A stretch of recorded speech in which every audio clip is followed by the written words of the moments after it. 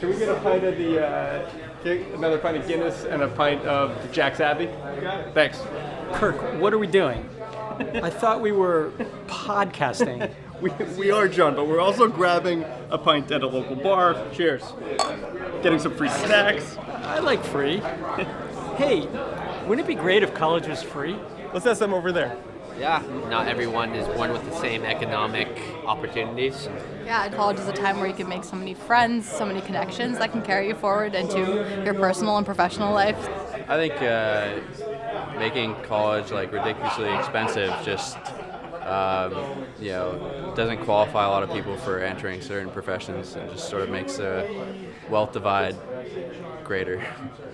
That's Jack Freer, Shane Garrity, and Lila Cardillo.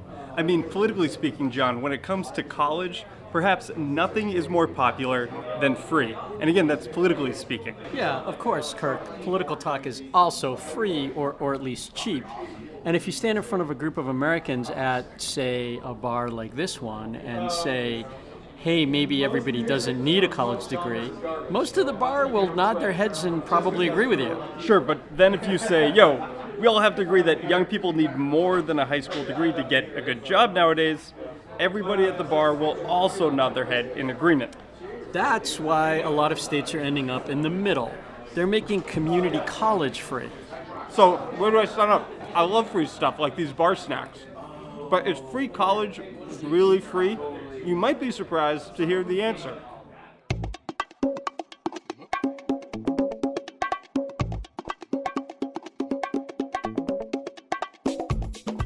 This is College Uncovered, a podcast pulling back the ivy to reveal how colleges really work. And we should note here, John, that our little podcast is already free, as they say, wherever you get your podcasts. Yeah, it is, but it's also priceless, Kirk.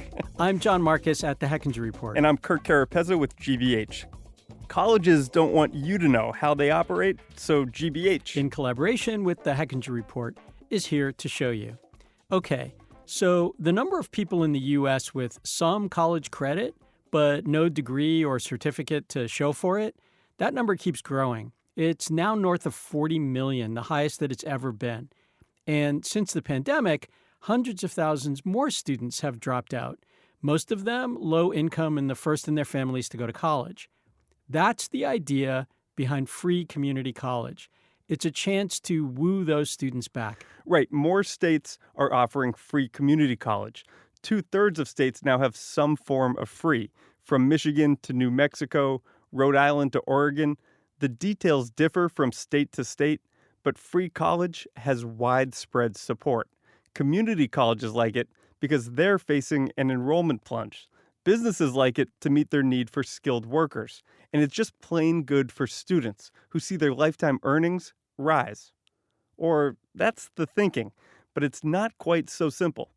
So do these new programs help students graduate on time and with less debt? You might be surprised to learn that free college isn't as effective at helping students finish college as you'd think. Today on the show, the real cost of free.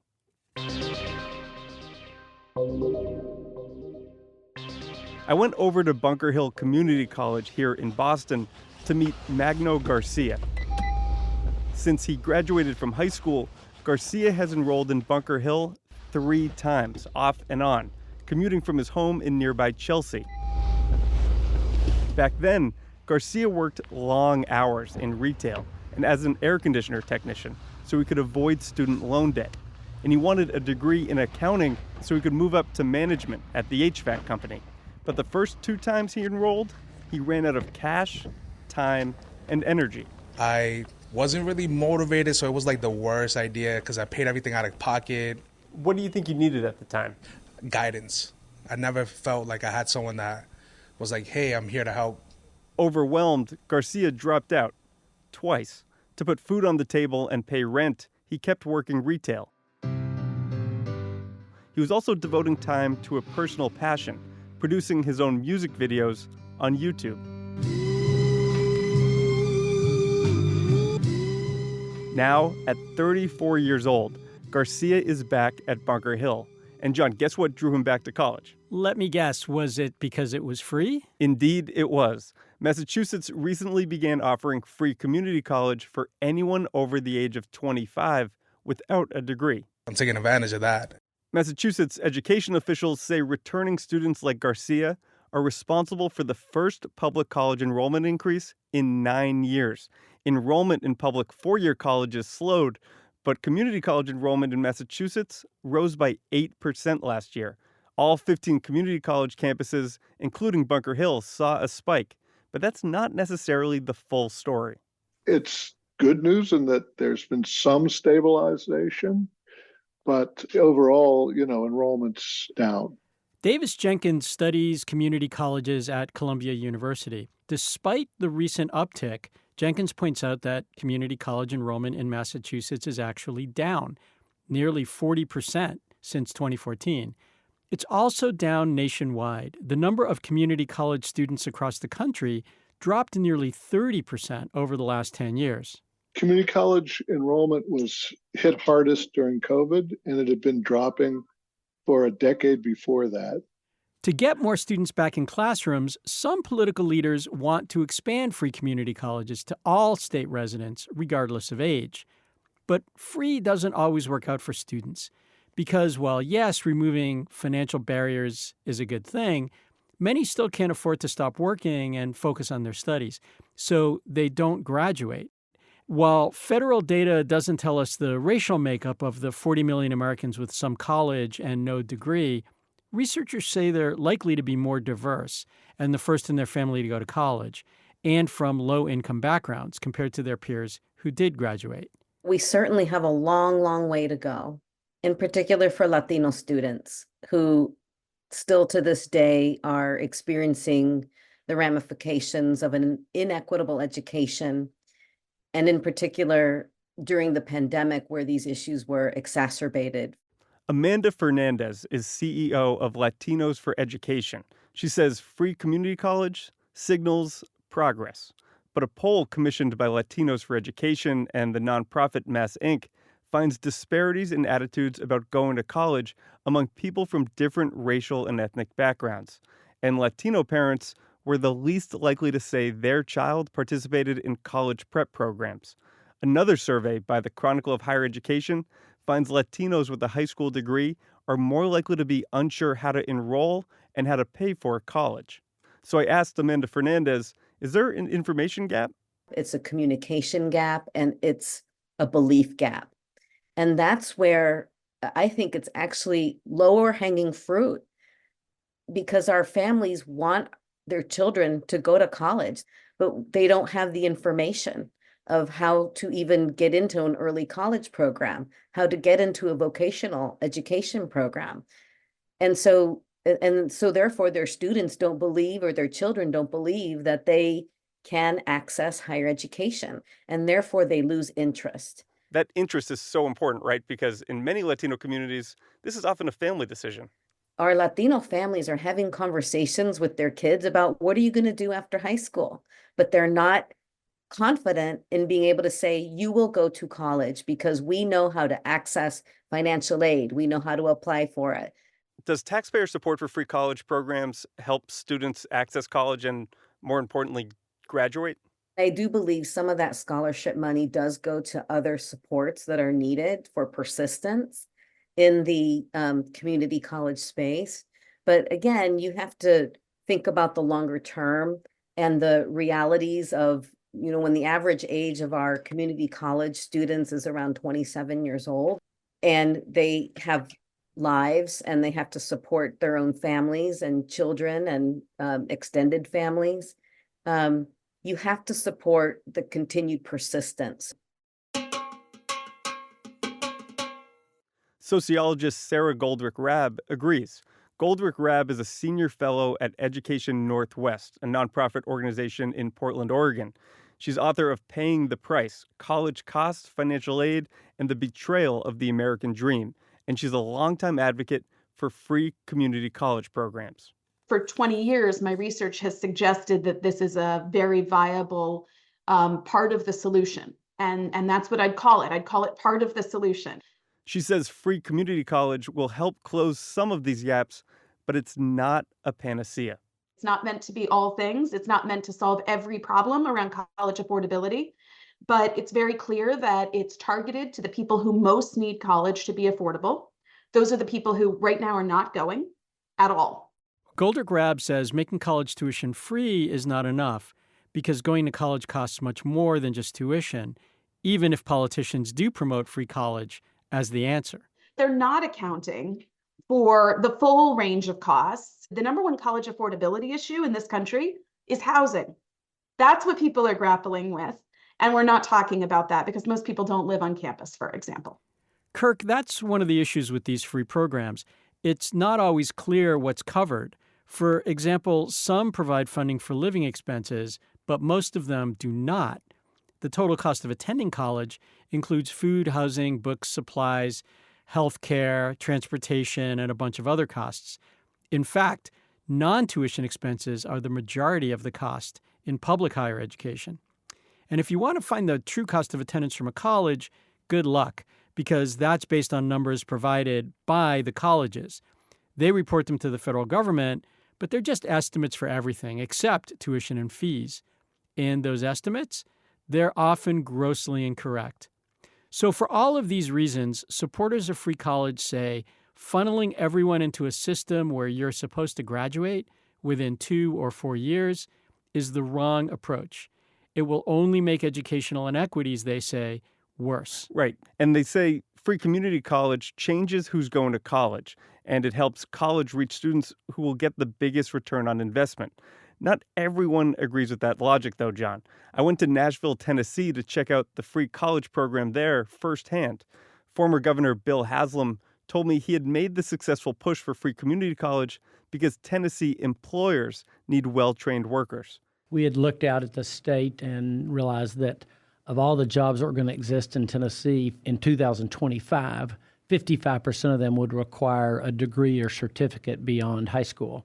It was all about churning out more qualified workers and attracting companies to locate or relocate there. At the time Haslam said this, only a third of Tennessee's population held a degree or certificate. So Haslam said he wanted to do something that would shock the system and then get people to think, hey, I never thought that I would go to school, but maybe I will. If you haven't grown up with the thought of college as a real possibility for you, then it's not something talked about at the dinner table. It's not on their radar screen. And it worked at first. Community college enrollment spiked 5% the first year, with thousands of low-income students taking up the offer. Students like Eric Bahembo, who immigrated from Uganda as a teen, signed up. College, it wasn't on my radar. Did you think it was too good to be true? To me, it was too good to be true. I mean, free money, to where you can go and get free education. It was overwhelming. At the same time, I just want to check it out. Going from Uganda to Nashville, was there a bit of a culture shock? We don't have these big buildings whereby you can stand and compare yourself and see how small you are.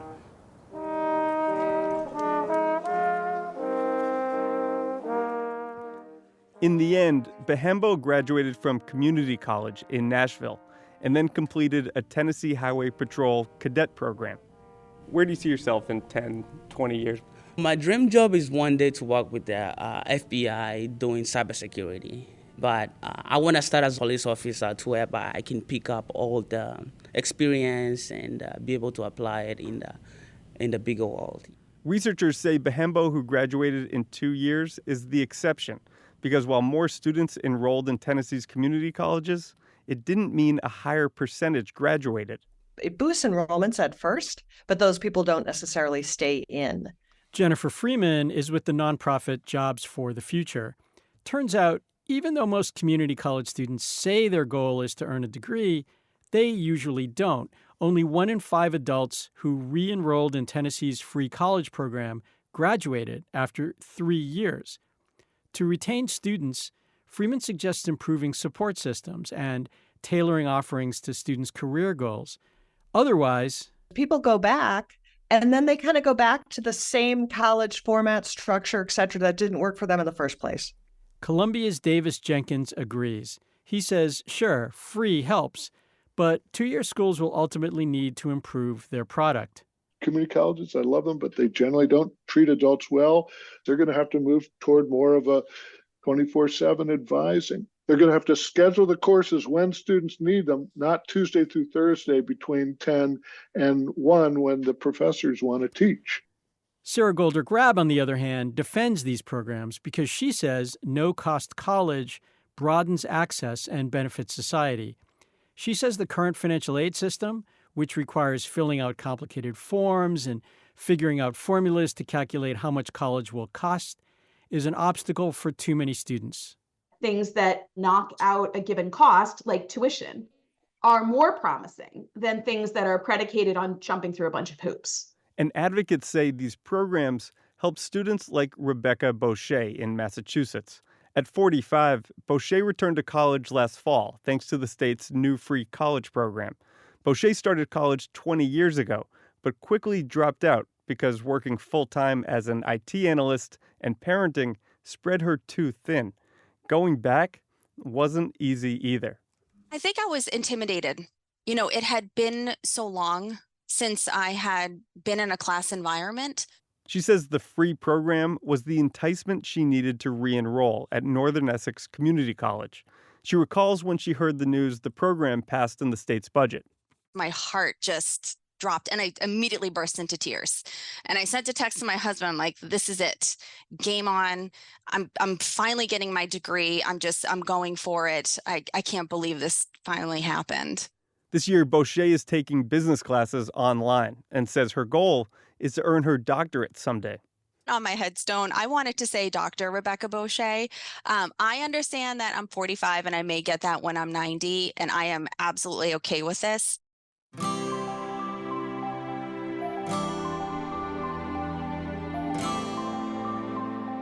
So, free college is a mixed bag. Some students might only be interested in taking a few classes to brush up their skills.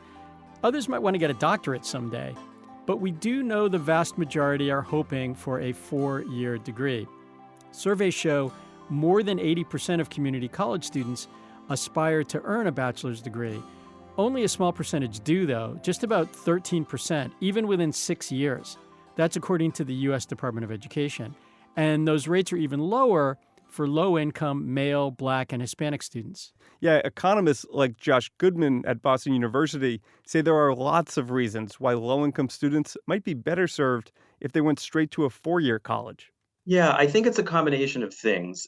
One is we know that community colleges are less well-funded per student than 4-year institutions, so they have fewer resources.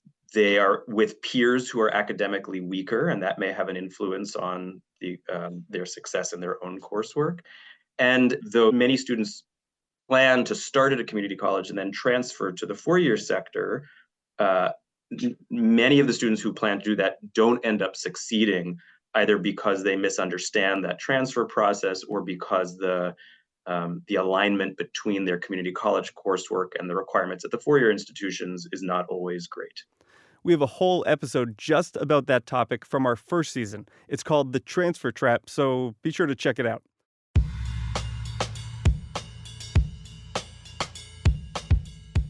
Okay, so Kirk, I guess the old saying, there's no such thing as a free lunch, that still holds, huh? Yes, so here are a few key takeaways from this episode. 1, do your research. Make sure you're enrolling in a free program that meets your career and personal goals. 2, ask about retention and graduation rates, because if nobody graduates, then free doesn't really mean anything. And 3, if your aim is to earn a bachelor's degree someday, ask whether the credits you earn will even transfer, and if they'll transfer to your major. Because while most community college students say they want to earn a 4-year degree, few do so within 6 years. And the rate is even lower for first-generation, low-income Black and Latino students like Magno Garcia. Back at Bunker Hill, Garcia told me the new free community college program for adults there renewed his hope to earn a degree. Third time's a charm. I actually feel very confident in saying that I will graduate. Garcia has found a support network on Bunker Hill's campus through a program designed for men of color. That's another good takeaway, John. Find a support network on campus. Like, imagine sampling those vocals with the guitar. Garcia is now working as a social worker at a high school while wrapping up his associate degree.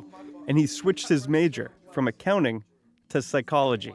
That made a huge difference. I was enjoying my classes. The subject matters were more interesting to me than, crunching in numbers. This fall, he plans to transfer to a 4-year university and pursue a bachelor's degree so he can become a teacher or a school counselor.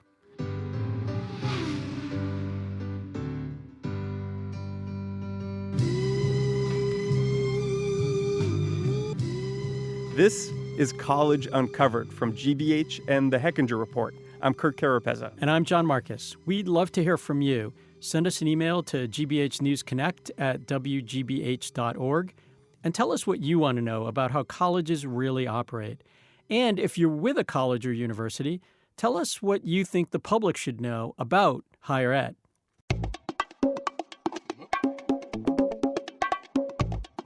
This episode was produced and written by Kirk Carapezza and John Marcus, and it was edited by Jeff Keating. Meg Woolhouse is supervising editor. Ellen London is executive producer. Mixing and sound design by David Goodman and Gary Mott. We had production assistance from Diane Adame. Theme song and original music by Left Roman out of MIT, and all of our music is by college bands.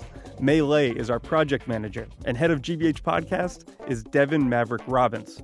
College Uncovered is a production of GBH News and the Hechinger Report and distributed by PRX.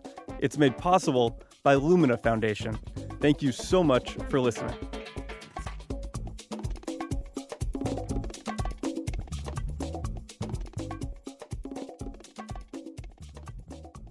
GBH.